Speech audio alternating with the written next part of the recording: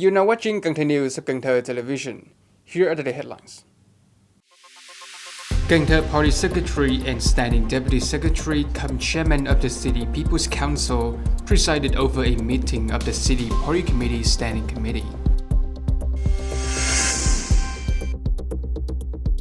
The Ministry of Agriculture is inviting public input on a proposed national standard for fresh durian intended for both export and local consumption. Top news today.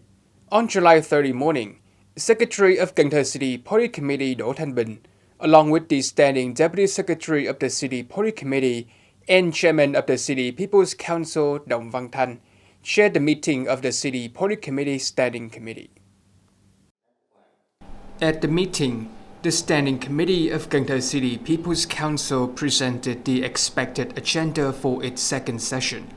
The City Party Committee also introduced several crucial reports and draft resolutions for approval, including the investment policy for upgrading the weapons and ammunition warehouse, adjustments to the 2021-2025 medium-term public investment plan, and the 2025 public investment plan from the state budget under local management, and the budget revenue and expenditure estimates for 2025. Additional reports cover the allocation of Cần Thö's 2025 budget and a review of legal documents from Cần Thơ, Sóc Trăng, and Hậu Giang. All proposed contents underwent thorough discussions and received unanimous approval from the Standing Committee of the City Party Committee. For the first half of 2025, the Cần Thơ City Tax Department collected 13,379 billion Vietnamese dong in domestic budget revenue, reaching nearly 60% of the annual target and marking a 12.8% year-over-year increase. The Cần Thơ Tax Department has recently significantly boosted revenue collection by tightening control over high revenue, low contribution businesses, particularly in the e-commerce sector. They've also intensified inspections to prevent losses and actively supported taxpayers through effective tax exemptions, reduction, and extensions.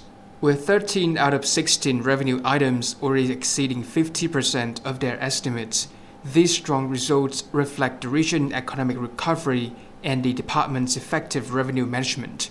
This progress not only secures resources for social-economic growth, but also underscores strong political determination, managerial strength, and widespread cooperation. For the remainder of 2025, the department will uphold discipline, assist 13 local tax units, and optimize revenue efforts to excel in achieving its annual targets.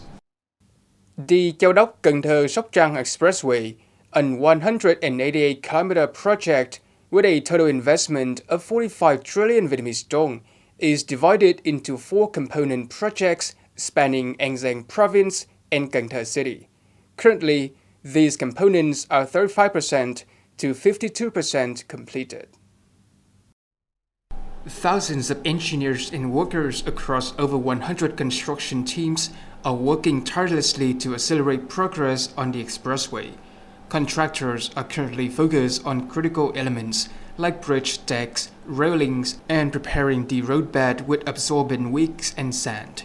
The initial phase will deliver a 17-meter wide, 4-lane road with a speed limit of 100 km per hour, designed for future expansion to 6 lanes and over 32 meters in width. Once complete, this vital expressway will significantly shorten travel time in the western provinces and enhance connectivity to Chân Đề Port, driven by Prime Minister Phạm Minh Chính directive for completion by December 19. The project is already over 52% complete, slightly exceeding its plan. The Ministry of Agriculture is seeking public feedback on a draft national standard for fresh durian, applicable to Resix, Donna, and other Vietnamese varieties for both export and domestic use. The draft national standard for fresh durian mandates that fruits be free from pests, diseases, and defects that compromise appearance or quality. This includes prohibiting rotten, damaged, or unsellable durians, as well as common flesh abnormalities such as unripe, burnt, wet core, or watery textures. Critically, combined defects must not exceed 5% of the edible portion. Durians must also meet development standards specific to their variety, season, and region, with harvesting times determined by the flowering period. The draft further specifies rigorous regulations for durian size, grading, packaging, labeling, sampling, and testing methods, all designed to guarantee high quality for both domestic and export markets. The 1 million hectare low-emission rice project in the Mekong Delta aims to boost sustainable rice production by 2030, supporting Vietnam's net zero goal by 2050. Since last year, 750-hectare pilot models have been successfully launched, receiving positive business feedback. The sustainable development of 1 million hectares of high-quality, low-emission specialized rice project is demonstrating significant success. Over 100 models, spanning more than 4,500 hectares in the Mekong Delta, have successfully reduced input costs while maintaining rice quality and yield. Building on this progress, the project will launch 6 additional pilot models and 5 new ones starting from the summer-autumn crop. This initiative will further test emission reduction practices and measurement processes, with harvest results anticipated by late August. The project boasts robust participation, involving nearly 200 enterprises, with 40% managing rice consumption across 200-plus hectare scales. Phase 1 includes 620 cooperatives, a number projected to reach 1,300 by 2030.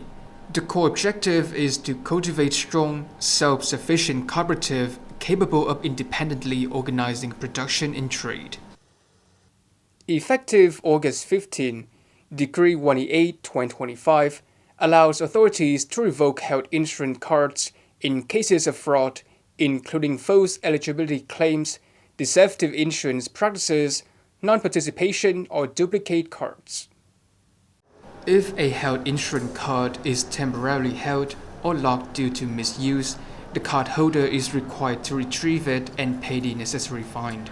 Medical facilities that detect such violations must notify the social insurance agency, which then has the authority to revoke, hold, or lock the card's value. The agency must also inform the cardholder of these actions. The health insurance card will not only be returned or unlocked once both the lender and the unauthorized user have paid their respective fines and taken any other required corrective measures. This process aims to ensure accountability and prevent fraudulent use of health insurance cards. The Cần Thơ City People's Committee has released a plan outlining activities to celebrate 2 significant anniversaries: the 80th anniversary of the successful August Revolution and the National Day of the Socialist Republic of Vietnam. The city will commemorate the 80th anniversary of the August Revolution and National Day with a series of meaningful events. Activities include visits to martyr cemeteries in Cần Thơ, Hậu Giang, and Sóc Trăng, along with incense offerings at Uncle Ho's temple and statue. A major commemorative meeting and art program will take place at Tây Đô Park on August 29, followed by a fireworks display at 9:30 p.m. The city will also host groundbreaking and inauguration ceremonies for significant projects, including those participating in the nationwide online groundbreaking event on August 19, held under the Prime Minister's direction. The Ministry of Home Affairs has issued document 6150, announcing the 2025 public holidays for officials and workers, including Lunar New Year, National Day, Reunification Day, and May Day. For 2025, caterers, civil servants, public employees, and workers in administrative agencies, public service agencies, political organizations, and social political organizations will observe the National Day holiday from Saturday, August 30 to Tuesday, September 2nd. This period combines the 2 official National Day holidays with 2 weekly days off, creating a 4-day break.